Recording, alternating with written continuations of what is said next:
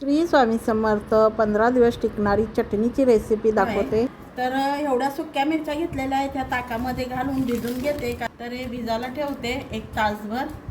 असं ताकामध्ये भिजवते। चला मग 1 तासाने भेटूया। तर चांगलंच आहे खलबत्ता, तर याकडे इग्नोर करा। तर मी घेतलेलं आहे थोडंसं जिरे कुटून घेते, कारण चटपटीत अशी भन्नाट असं चटणीची रेसिपी दाखवणार आहे। जेव्हा आपल्याला भाजी नसते खाण्याकरता, अशा टायमाला खाण्याकरता किंवा तोंडी बी लावू शकतो या चटणीची।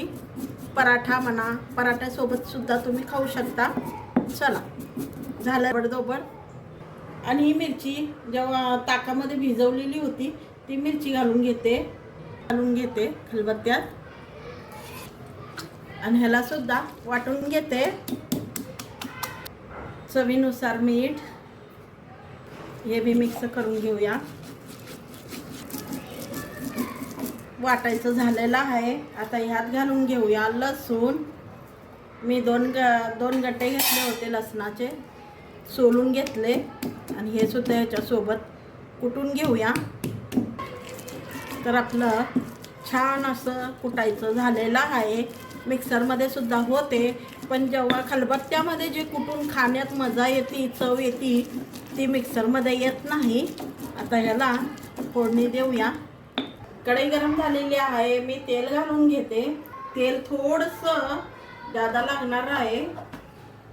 तेल गरम झालेलं आहे, मोहरी घालून घेते। मोहरी तडकलेली आहे, जिरे घालून घेते। कढीपत्ता घालून घेतलेला आहे। फोनवर कढीपत्त्याचं तेल उडतो म्हणून बाजूला सरकवलेला आहे। तर आता हे कुटलेली चटणी घालून घेऊया आपण। कुटलेली चटणी घालून घेतले। आता ह्याला छान तेल सुटेपर्यंत फ्राय करून घेते। थोडंसं मीठ कम आहे, तर थोडंसं मीठ घालून घेते। मिरचीची चटणी म्हणू शकता या लसणाचा बुरका म्हणू शकता। तर आपली चटणी तयार आहे, लसणाचा बुरका। 15 दिवस टिकते, छान महिनाभर टिकते। पण आपण 15 दिवसाचं करून ठेवलो तरी चालते।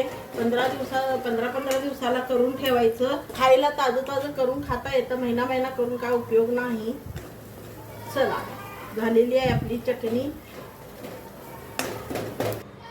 बघा किती छान आपला लसणाचा बुरका तयार झालेला आहे। किती छान असं वाव, पुऱ्या घरामध्ये सुगंध सुटलेला आहे, याचा दरवळत आहे।